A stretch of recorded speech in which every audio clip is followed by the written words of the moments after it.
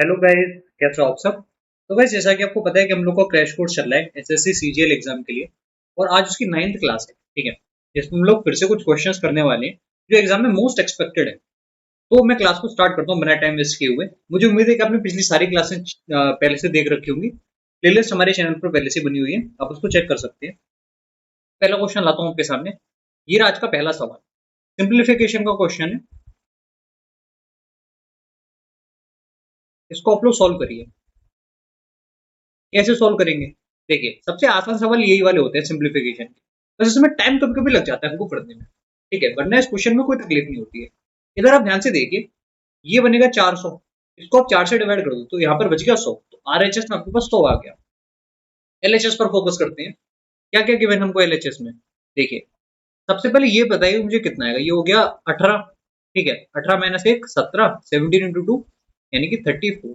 34 plus 3 times 7 divide by x, ऐसे लिखा हुआ है। और फिर है हमारे पास माइनस का 40 और एक है प्लस का 1, ये बराबर है 100 के। तो यहाँ से मुझे बताओ कि 21 में एक्स की वैल्यू क्या आएगी। देख लेते हैं। तो 100 में से क्या हटाना पड़ेगा? यहाँ पर आया -6 और यहाँ पर -5 आया, यानी कि यहाँ पर आ जाएगा +5। एक्स की वैल्यू आ गई कितनी हमारे पास? 21 डिवाइड बाई 105। तो 1/5 हो गया ये, यानी कि 0.2। ये आंसर है, ठीक है। आगे बढ़े। अगला सवाल ये रहा आपके सामने। बनाइए सवाल को, कितना अच्छा क्वेश्चन है। करना हमको इसमें क्या है? गिवन आपको X square plus 1/7 X whole square. अब इसमें आप लोग ऐड कर लीजिए। क्या ऐड करेंगे? 2 टाइम्स 1/7। तो किसके बराबर होगा? देखिए यहाँ पर 15 5/7 तो पहले से ही था, ठीक है। इसमें क्या ऐड कर लिया हमने? 2/7 ऐड कर लिया। तो ये ध्यान से देखो, ये वैल्यू कितनी बन गई, ठीक है। ये वैल्यू कितनी बन गई हमारे पास? अच्छा, ये चीज हमको गिवन थी, वो उसके बराबर था, तो हमको क्या करना था? हमने उसमें 2 ऐड कर लिया, ठीक है। तो ये चीज जो एलएचएस में मैंने लिखी, क्या बन गया? एक्स प्लस 1/7 एक्स का होल स्क्वायर, पूरा जो यहाँ से यहाँ तक कितना बन गया, ठीक है। और ये किसके बराबर है? 16 के बराबर है। आंसर क्या हो गया? +-4, करेक्ट आंसर। आगे बढ़े। अगला सवाल ये रहा आपके सामने। बनाइए इस सवाल को। देखिए, गिवन आपको ये कि हमारे पास एक रेक्टेंगुलर फील्ड है इस तरीके से, जिसके अंदर एक साइड तो 39 है, डायगोनल गिवन है 89 है। अब अगर आपको ट्रिपलेट नहीं पता तो कैसे निकालोगे? सिंपल सी बात है, अंडर रूट ऑफ ऐड करके माइनस करिए, दोनों को मल्टीप्लाई करिए, सीधी बात। 128 इंटू माइनस करने पर आया 50। तो ये बन गया 8 इंटू 10, यानी कि 80 आ गया। बहुत अच्छी बात है, ये हमारे पास 80 आ गया, ठीक है। अब क्या निकालना है? Area of field. 18 इंटू 39, बता दो लास्ट में क्या आएगा मुझे? 9 इंटू 7, लास्ट में 2 आना चाहिए। क्या आंसर होगा हमारा? आंसर हमारा हो जाएगा 3120। ये आंसर है। आगे बढ़ते हैं। अगला सवाल ये रहा आपके सामने। देखिए, मैं जल्दी जल्दी इसलिए करवा रहा हूँ क्योंकि हम लोग काफी सारी क्लास पहले कर चुके हैं, तो मुझे उम्मीद है कि अब तक आपका जो मैथ सेक्शन है वो इस स्पीड तक या फिर इस लेवल तक पहुंच गया होगा, ठीक है। कुछ भी वैसे कठिन इसमें है नहीं ना यार। ज्यादा कुछ कठिन होता तो मैं आपको अच्छे से समझाऊं भी। इसमें देखो क्या करना है, लाइक टर्म्स को एक तरफ लाइए। ये दोनों लाइक है, उनको मैं एक तरफ ले आया, यानी कि 2a+3b डिवाइडेड बाय 2a-3b किसके बराबर होना चाहिए? आपने कहा 2c+3d डिवाइडेड बाय 2c-3d। क्या लगाना है? कंपेंडो डिवाइडेंडो। कंपेंडो डिवाइडेंडो कर लो, numerator plus denominator divided by numerator minus denominator. दोनों को ऐड करो, ऐड करने पर आएगा 4a डिवाइडेड बाय, माइनस करने पर क्या आएगा? 6b आ जाएगा, ठीक है। किसके बराबर है? यहाँ पर ऐड करो, यहाँ पर आएगा 4c डिवाइडेड बाय, यहाँ पर माइनस करने पर आ जाएगा 6d। तो सीधी बात है कि a अपॉन b बराबर है c अपॉन d, ठीक है। a अपॉन b बराबर c अपॉन d। आगे बढ़ते हैं। अगला सवाल ये रहा आपके सामने। क्या गिवन हमको इस क्वेश्चन में? सर्कमफेरेंस एक सर्कल का a पाई यूनिट से, एरिया उसका गिवन है कि b पाई है। If a is to b is 4:5 then the radius of circle is what? देखिए, अच्छा सवाल है काफी। तो पहले मुझे बताओ कि सर्कमफेरेंस क्या होता है। आपने कहा 2 पाई आर, ये आया a पाई। एरिया क्या होता है? पाई आर स्क्वायर। ये आ गया b पाई के, ठीक है। तो इसका मतलब कि जो 2r है वो a के बराबर है और जो r स्क्वायर है वो b के बराबर है। ठीक है, अब a अपॉन b कितना है 4/5, तो डिवाइड कर लो यार। 2 अपॉन r जो है ना वो 4/5 आ रहा है। यहाँ से r की वैल्यू कितनी है आपने बोला 10/4 यानी कि 2.5 आंसर। अगला सवाल ये रहा आपके सामने। देखिए कभी कभी क्वेश्चन जरूरी नहीं है कि अगर ज्योमेट्री उसमें लिखी हो तो ज्योमेट्री का ही क्वेश्चन, तो कभी कभी सिंपल रेशियो का गेम हो सकता है, फिर परसेंटेज का गेम हो सकता है। जैसे आप मुझे बताओ कि वॉल्यूम क्या होता है, आर क्यूब के प्रोपोर्शनल होता है। ठीक है, अगर कोई स्फीयर है या फिर हेमिस्फीयर है और रेडियस को कहते हैं कि 10% से बढ़ रहा है, वॉल्यूम कितना चेंज हुआ, तो ये क्वेश्चन ज्योमेट्री या फिर मेंसुरेशन का नहीं है, ये क्वेश्चन परसेंटेज का हो गया फिर। ठीक है, ये आपको समझना पड़ेगा। अब इसमें आप ये नहीं कर सकते कि आप रेडियस को उसमें वहां पर फॉर्मूले में डाल के आप उसमें वो चेक कर लो कि वॉल्यूम पहले कितना है बाद में कितना है। आपको उसमें केवल रेशियो लगाना है। ठीक है, केवल एग्जाम्पल था, इसको हटाता हूँ मैं। Mohan takes 2 hours more than Kishore to walk 63 kilometre. अच्छा, अगर मोहन अपनी स्पीड बढ़ा दे 50% से तो उसको 1 घंटा कम लगता है किशोर से। How much time does Kishore take to walk 63 kilometre. तो अच्छा क्वेश्चन है। देखो स्पीड में बताओ क्या चेंज आया। स्पीड जो मोहन की थी 50% बढ़ गई, पहले अगर 2 थी तो वो 3 हो गई। ठीक है, अब मुझे बताओ टाइम में क्या चेंज आएगा। टाइम का चेंज इसका रिवर्स रेशियो होता है। तो टाइम पहले मोहन को अगर 3 यूनिट लग रहा था तो उसी के वो 2 यूनिट लग रहा है। कितने का गैप आया, 1 का गैप आया। अब इस 1 की वैल्यू कितनी है, इस 1 की वैल्यू तो गिवन है। देखिए पहले उसे 2 घंटे ज्यादा लग रहे थे, अब उसे 1 घंटा कम लग रहा है, तो गैप आ गया 3 का। वन की वैल्यू होगी 3 आवर्स। ये आपको समझ में आया। यानी कि पहले उसको लग रहे थे 9 आवर्स और अब उसको लग रहे हैं केवल 6 आवर्स। ठीक है, एकदम क्लियर हुई ये बात। अब मुझे ये बताओ कि जो सेकंड पर्सन था किशोर, ठीक है, उसको कितना समय लग रहा था। उसको इससे 2 घंटे कम लग रहे थे, यानी कि 7 आवर्स लग रहे थे, या फिर इससे 1 घंटा ज्यादा लग रहा था, कैसे भी आप कह सकते हो। ठीक है, तो आंसर क्या हुआ हमारा 63 डिवाइड बाय 7, 9।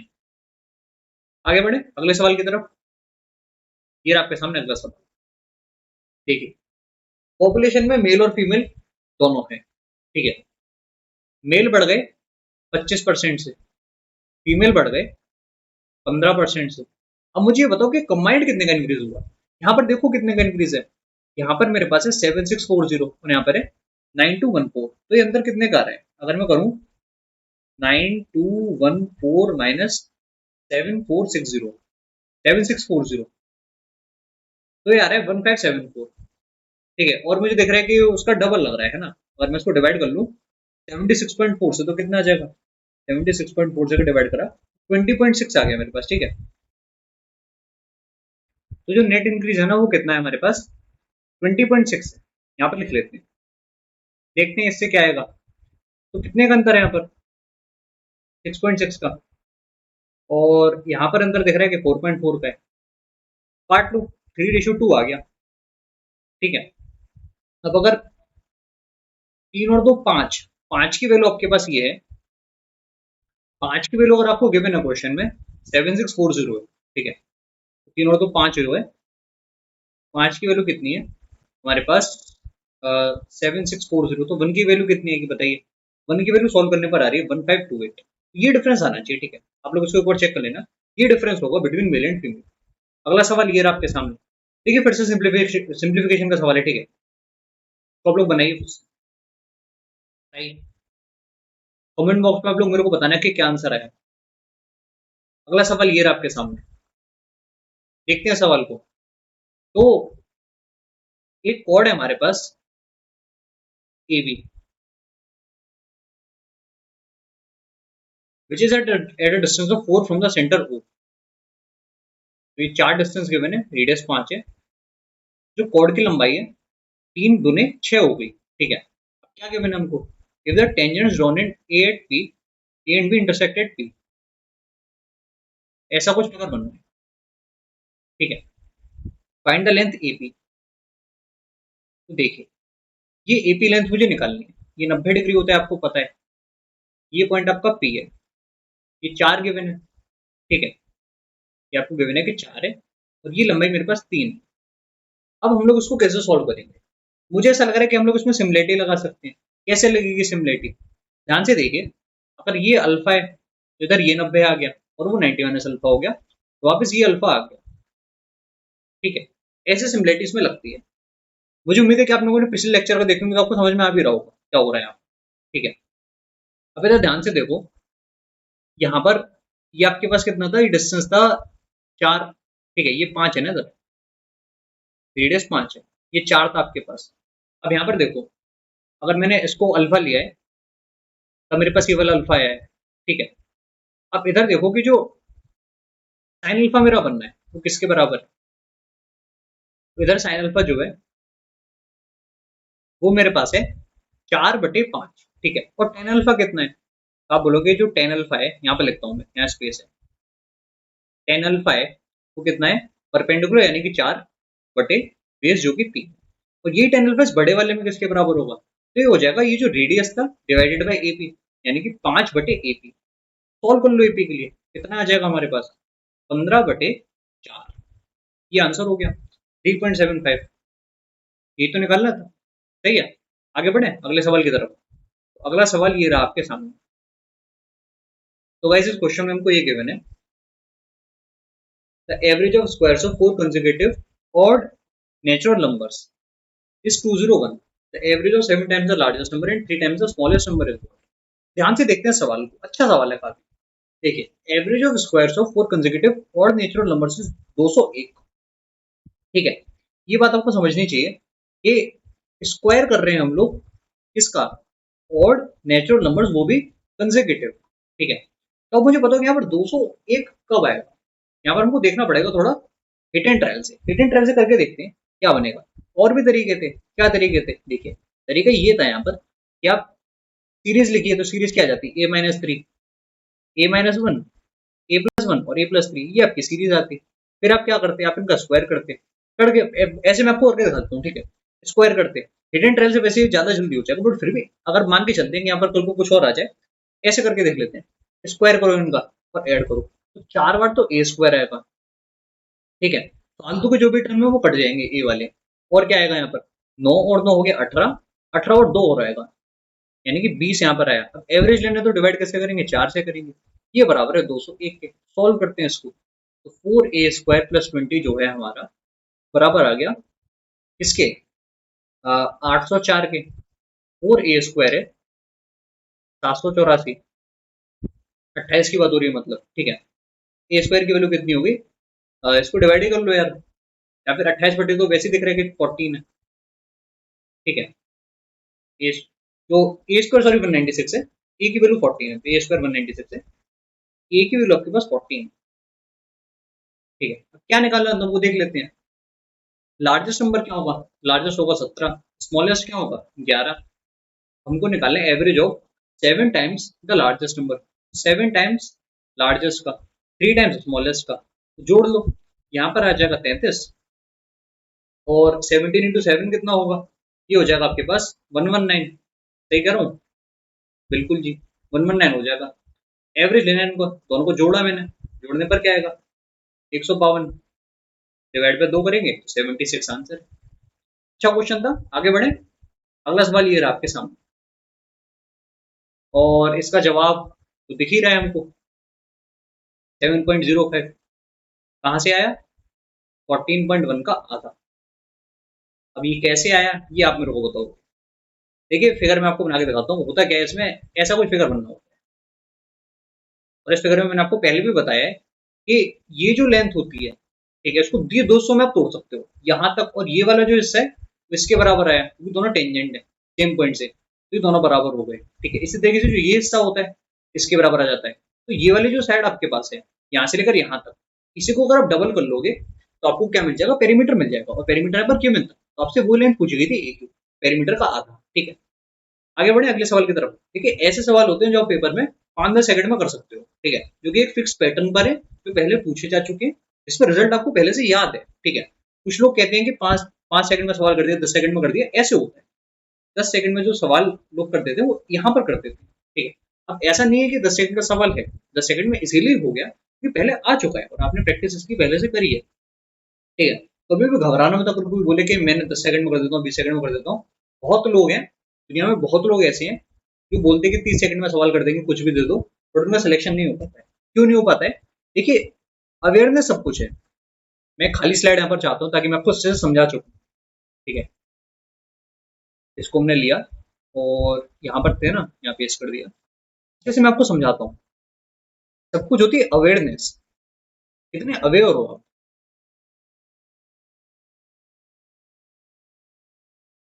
10 सवाल अगर मैं आपको दूं, हो सकता है कि 10 सवाल मैं आपको ऐसे दूं कि आप इनको 4 मिनट में कर लो, और 10 सवाल मैं आपको ऐसे भी दे सकता हूँ जिनको आप 1 घंटे में ना कर पाओ। ठीक है, तो क्या इसमें आपकी स्किल का कुछ डिफरेंस है? नहीं, तो सवाल की डिफिकल्टी लेवल का डिफरेंस है। ये मैं सही कर रहा हूँ? सवाल की डिफिकल्टी लेवल का डिफरेंस है। ठीक है, तो इसमें जो ये खुद के अंदर एक आदमी अपने के अंदर ईगो रख के बैठा है कि मैं तो सवाल को 30 सेकंड में कर देता हूँ, ठीक है, तो वो यहाँ पर मात खा जाए। ठीक है, उससे एक भी नहीं बन पाएगा इसी चक्कर में। होता क्या है ना, जो लोग इस फिराक में रहते हैं कि खुद देखिए, खुद को कभी भी आपको मैथमेटिशियन नहीं समझना। आप मैथमेटिशियन नहीं हो, आप एक एस्पायरेंट हो। मैथमेटिशियन नहीं हो, आप एक एस्पायरेंट हो। आप यहाँ पर नौकरी ढूंढने आए हो। गणित पढ़ने का अगर आपको ज्यादा शौक था तो आपको आईआईटी जेई की टाइप पढ़नी चाहिए थी। वो गणित ज्यादा अच्छी थी, इससे ज्यादा काम भी आती। ठीक है, यहाँ पर आप आईआईटी जेई का पेपर देने नहीं आए हो, यहाँ एसएससी सीजीएल का एग्जाम देने आए हो, जिसका सिलेबस 10वीं का है भाई, 10वीं का सिलेबस। ठीक है, मोहल्ले में किसी को बता दोगे तो मजाक और बन जाएगा। 10th क्लास का सिलेबस आप पढ़ रहे हो, इस बात को रियलाइज करो। आपने ग्रेजुएशन करी है, 10वीं का सवाल आप लगा रहे हो। ठीक है, तो ये बात आपको समझनी है कि आप मैथमेटिशियन नहीं बनना है, और मानते भी हो खुद को तो मत मानो, आपको एग्जाम क्लियर करना है। ठीक है, अब एग्जाम कैसे भी क्लियर करो, कहीं नंबर लाओ कहीं पर ना नंबर लाओ, मैनेज करके आपको, वो आपकी जिम्मेदारी, वो आपको कैसे भी करना है। ठीक है, बस मुझे इतना बताना था कि फालतू में बहुत ज्यादा टफ मत पढ़ो, बहुत ज्यादा इजी भी मत पढ़ो, वो पढ़ो जो पेपर में आ रहा है। बस सीधी बात ये है। ठीक है, आगे बढ़ते हैं, बहुत ज्ञान की बात हो गई। अगला सवाल ये रहा आपके सामने, देखते हैं सवाल को कैसे बनाएंगे हम लोग। तो एक ट्रायंगल है आपके पास एबीसी, और डी और ई पॉइंट है ए बी और ए सी पर। तो डी मान लिया मैंने, ये मैंने ई मान लिया। ठीक है, सच दैट ए आपका 6, और अच्छा एक चीज और गिवन है कि ट्रायंगल गिवन है कि एंगल गिवन है। एंगल होगा यार पक्का। ठीक है, एंगल गिवन होगा, वहाँ पर ट्रायंगल से, हाँ एंगल, हाँ ठीक है, यहाँ पर ठीक है, हिंदी वाले पार्ट में। तो जो एंगल एईडी है, अगर ये अल्फा है तो ये भी अल्फा है। बहुत अच्छी बात है, सिमिलरिटी हमको यहाँ पर लगानी है, ये तो हमको समझ में आ चुका है। ठीक है, और बी डी बराबर है 2 के, और क्या गिवन है, ई बराबर है 3 के, बी सी बराबर है 5 के। तो यार सीधी बात है कि 3:5 का रेशियो बनना है। यहाँ पर अगर 6 बनना होता तो ये पूरा आपका कितना बनना चाहिए था, कितना बनना चाहिए था, अगर ये 6 बनना है, यहाँ पर 3:5 है, तो ये पूरा आपके पास बनना चाहिए था 10। ठीक है, तभी तो 3:5 आएगा। और देखते हैं हमको क्या गिवन है इस क्वेश्चन में। बी डी बराबर 2 के है, डी बराबर 3 है, बी सी बराबर 5 है, निकालना क्या है, ए बी प्लस ए सी। अच्छा, तो ए डी हमारा कितना आ गया, 8 आ गया। यहाँ तक सबको समझ में आया कि मैंने 8 वहां पर कैसे लाया। अब अगर ये 8 है तो मुझे बताओ कि ये पूरा कितना होगा। यहाँ पर भी तो रेशियो बनना चाहिए 3:5 का, तो जो 8/AC है, ये भी 3/5 होना चाहिए। तो AC कितना आया, AC आया 40/3। दोनों को जोड़ दो, 40/3 को किस में जोड़ना है, कौन बताएगा, 10 में तो जोड़ना है, ए बी की वैल्यू 10 है, तो ये हो गया 70/3। ये आंसर है। ठीक है, आगे बढ़े अगले सवाल की तरफ। अगला सवाल ये रहा आपके सामने, और बनाइए सवाल को।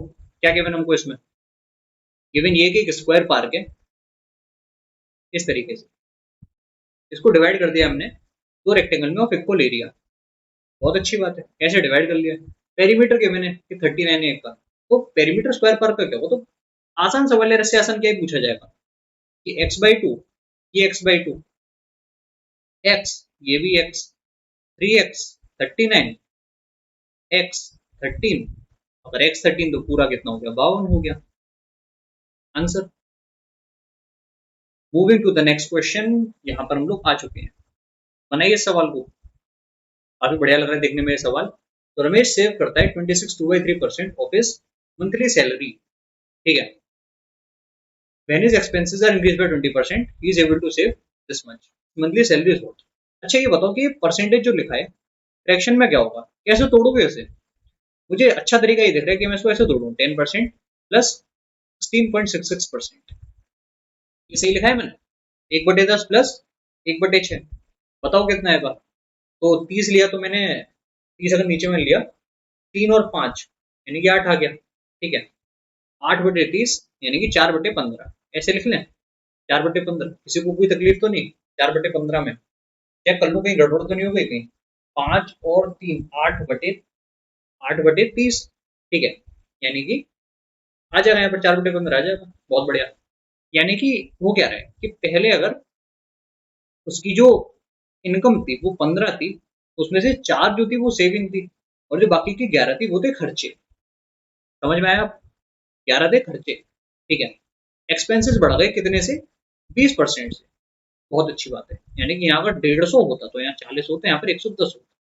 अब ये आप बढ़ा दो 20% से, तो इसका 20% कितना होगा? 10% तो 11 होता, 20% हो जाएगा 22, यहाँ पर आ गया 132, ठीक है। ये चीज तो फिक्स है, 150 ही है। अब ये कितना आ जाएगा? यहाँ पर जो वैल्यू आ जाएगी वो हो गई 18। 18 की तो वैल्यू गिवन थी क्वेश्चन में,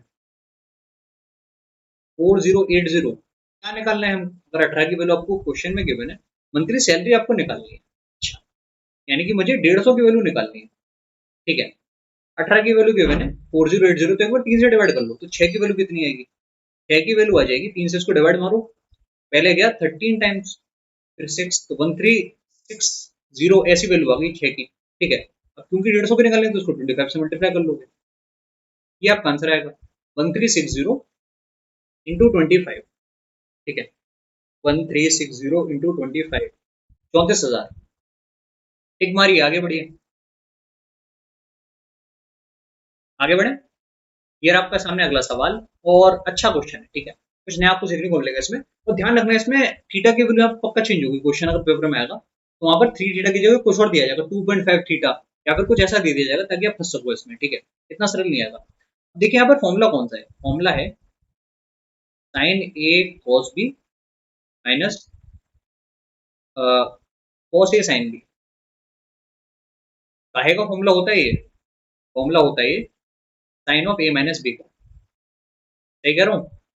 अब गाइस अगर sine of 3 theta minus theta बराबर है 1/2 के, यानी कि जो 3 थीटा माइनस थीटा है वो 30 है, तो 2 थीटा अगर 30 है, थीटा बराबर 15 डिग्री आंसर होना चाहिए हमारा। सही कह रहा हूँ मैं? कुछ गलत तो नहीं कह रहा? 15 डिग्री आपका आंसर होना चाहिए। आगे बढ़े अगले सवाल की तरफ। अगला सवाल पेश है आपके सामने, ये क्या गिवन हमको इस सवाल में? A buys an article for 900, sells to B at a profit of 25%, B sells to C for rupees 1350 at a loss of 10%. What is the profit percentage of B? अच्छा देखिए, यहाँ पर हमको क्या गिवन है? What is the profit percentage of B? A ने एक article खरीदा 900 का, इसने बेचा B को 25% के प्रॉफिट पर। अब मुझे बताइए कि यहाँ पर कॉस्ट प्राइस क्या होगा B के लिए? B ने उसको कितने में खरीदा, ठीक है। B ने उसको कितने में खरीदा, ये आपसे पूछा गया सबसे पहले। देखते हैं, अगर 4 की वैल्यू 900 है तो आपसे ये पूछा जा रहा है कि 5 की वैल्यू क्या होगी? ये तो 25% का प्रॉफिट होता है, ठीक है। अब 4 को आपने किससे मल्टीप्लाई करा? अगर वहां पर 900 आया है तो आप उसको 25 से काटो, यानी कि आप कह सकते हो कि अगर मैं उसको काटा कितनी बार जाएगा? 25 बार, 100 से मैंने काट दिया, ठीक है, तो 9 इंटू 25, ऐसा हम कह सकते हैं। यहाँ पर वही चीज करो, ठीक है। यहाँ पर आपके पास ये यानी कि इंटू 225 है, ये आपको समझ में आ रहा है? यहाँ पर भी आप इंटू 225 करोगे तो कितना मिल जाएगा हमको? तो हमको मिल जाएगा 2250 का आधा, ठीक है, यानी कि 1125। अब ये क्या निकल कर आया है? ये जो 1125 है ये निकल कर आया है जो बी के लिए कॉस्ट प्राइस। सही कह रहा हूँ? देखिए, बी ने सी को बेचा, बी ने किसको बेचा? सी को। कितने में बेचा ये तो नहीं पता, पर सी ने जब आगे इसको बेचा, अ, जो भी नेक्स्ट आदमी था उसको, तो उसे 10% का लॉस हो गया, ठीक है, और उसने 1350 को उसे बेचा। देखो, अगर 9 की वैल्यू 1350 थी, तो आप मुझे बताओ कि 10 की क्या वैल्यू रही होगी? कितनी बार जा रहा है ये? जा रहा है यार 15 बार, ठीक है। यहाँ पर कितना आ जाएगा? 1500, यानी कि जब बी ने सी को बेचा था तो उसने 1,500 का बेचा था। अब आपसे ये तो पूछा जा रहा है कि यहाँ पर उसने कितना फायदा कमा लिया। ठीक है, तो 1125 की चीज कितने की बेचती, 1,500 की। देखो कितने का फायदा है यहाँ पर, फायदा दिख रहा है यार कि 375 का है। किस पर है, 1125 पर। मल्टीप्लाई कर दो 100 से, सॉल्व करोगे आंसर आ जाएगा। देखते हैं कितनी कितनी बार चीजें कट रही है यहाँ पर। और देखो 375 में देखो कि 25 का कौन सा मल्टीपल है, 25 को किससे मल्टीप्लाई करा जाए कि 375 मिल जाए। तो 25 को मुझे लग रहा है कि अगर हम लोग मल्टीप्लाई करेंगे 250 का मतलब हो गया 10, 250 में क्या जुड़ रहा है, 125, 125 जुड़ रहा है। ठीक है, तो यानी कि 250 में 125 यानी कि 5 और जुड़ गया। ठीक है, तो 10 और 5 हो गया 15, यानी कि यहाँ पर जो वैल्यू है 15 का मल्टीपल होनी चाहिए, मुझे ऐसा लग रहा है। ठीक है, 15 का मल्टीपल होना चाहिए। 15 का मल्टीपल कौन सा ऑप्शन में, टी सी दिख रहा है यार, और तो कोई है नहीं। अच्छा, पर एक चीज ये भी तो है कि 375 इंटू टू कितना हो गया, 700। 700 में उतने ही जोड़ दोगे। ठीक है, 750, 750 में फिर से मैंने जोड़ा 375, तो 1/3 आ गया। ठीक है, तो ये 1/3 है। 1/3 इंटू 100, 33.33%। अच्छा, यहाँ पर डेसिमल नहीं लिया मैंने, ठीक है, राउंडेड ऑफ। यहाँ पर लास्ट में 0.33 भी होना चाहिए। ये करेक्ट आंसर है। ठीक है, आगे बढ़ते हैं अगले सवाल की तरफ। ये रहा आपके सामने अगला सवाल। बनाइए इस क्वेश्चन को। The value of 28 divided by, अच्छा काफी बड़ा सा एक्सप्रेशन है, सिंपलीफिकेशन का क्वेश्चन, तो आप लोग उसको खुद करोगे। सिंपलीफिकेशन ये आपका होमवर्क है। और आलस मत करा करो ऐसे क्वेश्चन को देख के, ये आते हैं पेपर में, बहुत आते हैं। ठीक है, प्री में तो फिर भी एक दो ही आएंगे, मेंस में ऐसे क्वेश्चन 3-4 दिख जाएंगे आपको। तो ऐसे क्वेश्चन करने को भी आलस मत करना, बहुत जरूरी है इनको करना। अगला सवाल ये रहा आपके सामने। और देखो इसको हम लोग करेंगे अप्रोक्सीमेशन से। देखते ही मैंने बोल दिया, क्यों बोल दिया, क्योंकि ऑप्शन सब अलग अलग है। ठीक है, देखते हैं कि अप्रोक्सीमेशन से होता भी है कि नहीं होता है। इतनी जल्दी मैंने घोषणा तो कर दी, बट फिर भी यहाँ तक मुझे लग रहा है कि अप्रोक्सीमेशन से बन जाएगा। 12% रेट पूरे साल का, तो 6 महीने का रेट है 6%, तो 6% की साइकिल चल रही है, 6% की साइकिल चल रही है भाई। ठीक है, देखना है कि कितनी साइकिल चला सकते हैं।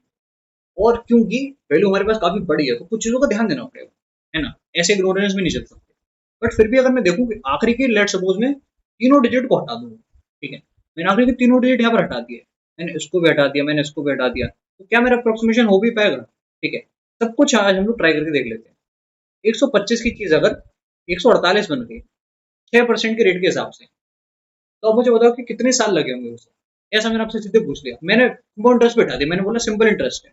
ठीक है, देखो कितना इंक्रीज हुआ, एक साल में होता 12.5, एक साइकिल में होता 12.5। ठीक है, ये कहना सही होगा। यहाँ पर कितनी साइकिल आपको दिख रही है, लगभग आप कह रहे हो यार कि लगभग मुझे साइकिल दिख रही है साढ़े, अंदर कितने का है 125 और 148 में, दिख रहा है कि 23 का अंतर है। अब 12.5 अगर यहाँ पर आ रहा है ना, तो ऐसा हम लोग कह सकते हैं कि 12.5 लगभग डबल है। सही कह रहा हूँ भाई, लगभग डबल हो रहा है। यानी कि 2 साइकिल की रिक्वायरमेंट थी। ऐसी कितनी साइकिल चाहिए थी हमको, 2 साइकिल चाहिए थी। और वो कब चाहिए होती है, जब 12.5 हम लेते हैं, यानी कि रेट जब होता 10% का। बट यहाँ पर तो रेट 10% का है ही नहीं, रेट कितने का, रेट तो 6% का ना यार। इस वैल्यू का जो 125 है, इसका 6% बताओ मुझे कितना है। 1% कितना होता है, 1% आप बोलोगे कि 1.25 होता, तो 1.25 को मल्टीप्लाई करते हैं 6 से। इससे हमको पता चलेगा कि क्या हमारा रेट है। ठीक बात, तो कितना होगा ये, देखते हैं। ये हो गया 6, 6 में जोड़ दिया हमने कितना, 6 में हमने जोड़ दिया 1.5, यानी कि आ गया 7.5। बहुत बढ़िया, 7.5 आपके पास आ गया। अब मुझे बताओ 7.5 से अगर मुझे 30 तक जाना है, तो मुझे कितनी साइकिल की रिक्वायरमेंट है, 2 साइकिल, 3 साइकिल, 3 साइकिल चाहिए मुझे, 3 साइकिल्स आर नीडेड। ठीक है, और अगर 3 साइकिल की रिक्वायरमेंट है और एक साइकिल का मतलब होता है 6 महीने, कितना टाइम हो गया भाई, 6 महीने 3 बार, यानी कि 1.5 साल हो गया भाई हमारा। कौन सा आंसर है, ऑप्शन ए करेक्ट आ गया। ठीक है, अब गलती से इसको 3 साल में मार देना, 3 साइकिल है और एक साइकिल 6 महीने की। ठीक है, ऐसे आप अप्रोक्सीमेट मार सकते हो, क्योंकि ऑप्शन में आपको अंतर दिख रहा है यार, काफी अंतर है। ठीक है, आगे बढ़ते हैं अगले सवाल की तरफ। ये आपके सामने अगला सवाल, बनाइए इस सवाल को। देखिए x प्लस 1/5x गिवन है, और वहां पर जो वैल्यू दिख रही है वो 9x³ प्लस समथिंग है। पहले मैं आपसे ये पूछ रहा हूँ कि x³ plus 1/15x whole cube जो भी वहां पर है, उसकी वैल्यू क्या आने वाली है। ठीक है, यहाँ पर है 15x होल क्यूब, इसकी वैल्यू क्या आएगी बताइए मेरे को, कैसे निकालोगे आप। देखिए ये वैल्यू किसके बराबर होती है, ये वैल्यू बराबर होती है, यहाँ पर आपके पास जो वैल्यू गिवन थी वो आप लिखोगे पहले 3, फिर आप करोगे 3 स्क्वायर माइनस, ठीक है, A plus B into A plus B whole square minus 3 times the product, यानी कि 3 टाइम्स इस प्रोडक्ट का 1 इंटू 1/15, ये आपके पास आया। अब बताओ कि ये कितना आ रहा है, चेक कर लेते हैं हम लोग। तो 3 इंटू 9, फिर है माइनस का 1/5, सही है। और ये कितना आ गया हमारे पास, 3 इंटू 44/5, यहाँ तक लिख लिया इसको, लिख लिया।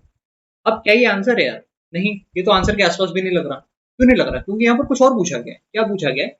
9 से सब कुछ मल्टीप्लाई हो रहा है, मैं इस पूरी वैल्यू में से 9 को बाहर निकालता हूँ। अगर मैं इसमें 9 को बाहर निकालूँ तब मेरा आंसर बनेगा। इसमें से भी एक 9 का बाहर आएगा, ठीक है। तो मुझे इस वैल्यू को 9 से मल्टीप्लाई करना है। जो मेरे पास 3 इंटू 44/5 था ना, तो मुझे 9 से भी तो मल्टीप्लाई करना है, इससे मुझे आंसर मिलेगा, ठीक है। तो अगर मेरे पास लिखा हुआ है 3 इंटू 44 इंटू 9, तो हो गया 1118, डिवाइड कर दिया 5 से, कितना गया 237.6, ये करेक्ट आंसर होगा। आगे बढ़े अगले सवाल की तरफ। ये आपके सामने अगला सवाल है। क्या सवाल है? इसको सबने बना दिया होगा। कुछ है क्या इस क्वेश्चन में? कुछ भी नहीं है। ए क्यू माइनस बी क्यू का फॉर्मूला लगाना है आपको, इसका फॉर्मूला लगाना है, बस सबको पता होगा। नहीं पता है तो याद करो भाई, बहुत इंपॉर्टेंट। ए माइनस बी इंटू ए माइनस बी होल स्क्वायर, ठीक है। फिर क्या आता है? प्लस का 3ab, इसको लगा देना, आंसर मिल जाएगा। अगला सवाल ये रहा आपके सामने। अब देखिए, √3 वहां पर आ गया सेक और कोसेक के गेम से, सेक और कोसेक के खेल से अगर √3 आ रहा है, यानी कि मुझे ऐसा फीलिंग हो रहा है कि कहीं ना कहीं 30 डिग्री हो रहा होगा। क्यों हो रहा होगा 30 डिग्री? इसीलिए हो रहा होगा यार कि 30 में तो होता है cos 30 होता है, जो आपका √3/2 होता है। 30 डिग्री रख के देख लेते हैं। 3 टाइम्स 2/√3 प्लस 4 टाइम्स √3/2, तो हाँ कन्फर्म हो गया, वही है आपका, ठीक है। 2√3 प्लस 2√3 यानी कि 4√3, 30 डिग्री वेरीफाइड, यानी कि 1 - 1/2 प्लस √3/2, ये सॉल्व करना है। कुछ तकलीफ की बात है इसमें? कुछ भी नहीं है। आंसर क्या आ गया मेरे पास? √3 - 1/2, ये आंसर है हमारे पास, ठीक है। +1 होगा, सॉरी, √3 + 1/2, कहाँ पर है? यहाँ पर है। आगे बढ़ते हैं अगले सवाल की तरफ। ये आपके सामने अगला सवाल। तो देखिएगा इस क्वेश्चन में आपको ये गिवन है, article sold at a certain price, अगर हमने उसको 33 1/3% पर बेचा होता तो लॉस हो जाता इतने का। अच्छा देखो, अगर एक हमारे पास आर्टिकल था जिसकी कीमत थी 3, ऐसे लिखा मैंने, सेलिंग प्राइस यहाँ पर कॉस्ट प्राइस।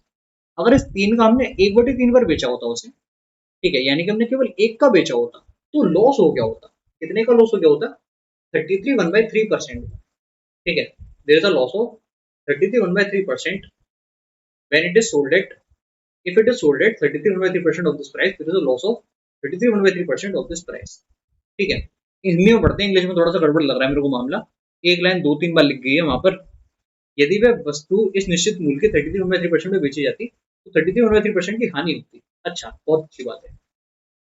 इसमें अगर हानि हो गई हमको, तो कॉस्ट प्राइस क्या रहा होगा? ऑब्वियसली कॉस्ट प्राइस से हमारा रहा होगा ज्यादा। कितना ज्यादा रहा होगा? देखिए, इसका मतलब ये होता है कि 3 की चीज 2 में बेची गई, तो अगर 2 की वैल्यू यहाँ पर 1 है, यहाँ पर क्या लेना पड़ेगा हमको? यहाँ पर हमको लेना पड़ेगा 3/2, ऐसे लेना पड़ेगा, ठीक है। 3/2 उसका रख क्या रहा होगा? कॉस्ट प्राइस रहा होगा। ये आपको समझ में आया?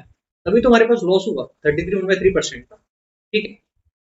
अब क्या लेवल है हमको? कॉस्ट प्राइस तो यहाँ पर सेम है 3/2। ये आपका आप कह सकते हो पजल आपके सॉल्व होगा एक तरीके से। What is the percentage profit और percentage loss when it is sold at 40% of the original selling price? अच्छा देखो, अगर एक चीज 3/2 की थी और अब वो इस 3 के 40% पर बेची जा रही है, ठीक है, तो 40% कितना होता है? 2/5। ये आपको देखना है कि कितना हो रहा है हमारे पास। 3 × 5 हो गया 15, तो 15 की जो चीज थी वो कितने की गई? 6 × 2 यानी कि 12, यानी कि जो चीज 5 की थी वो चलेगी 4 की।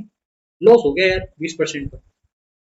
आगे बढ़े अगले सवाल की तरफ। तो ये रहा आज का आखिरी सवाल, इसके बाद हम लोग की क्लास हो जाएगी ओवर, ठीक है। क्या गिवन हमको इस क्वेश्चन में? What is the sum of all possible values of k for which 7 digit number is divisible by 3? देखते हैं। यहाँ पर तो 109 गड़बड़ हो गया शायद, पता नहीं, सही भी हो सकता है। सही तो नहीं होगा, वो गलत ऑप्शन आ गया थोड़ा सा। देखते हैं कि ये क्या रहा है हमारे पास। 2 और 3 हो गया। अच्छा 3 से डिवाइड करना, 3 को तो हटा ही दो, इसको हटाया, इसको भी हटा दो। 7 और 2 भी यार 9 बना देता है, इसको भी हटा दो। केवल 5 बच गया बेचारा। 5 प्लस 2 के। अब ये रखना है 3 के मल्टीपल के बराबर। ऐसा रखना है कि की वैल्यू डेसिमल में ना आ जाए। डेसिमल में आ गई तो पूरा गेम गड़बड़। ठीक है, क्योंकि अगर इसको लेट सपोज में 6 रखता, क्या मेरा के का कोई वैल्यू परफेक्ट आता? नहीं आता। ऐसा मैंने क्यों बोला? क्योंकि के पॉइंट फाइव हो जाता। पॉइंट फाइव चलेगा? नहीं चलेगा, बिल्कुल नहीं चलेगा। तो हटाओ। अगली वैल्यू देखो, क्या 9 ले सकते हैं?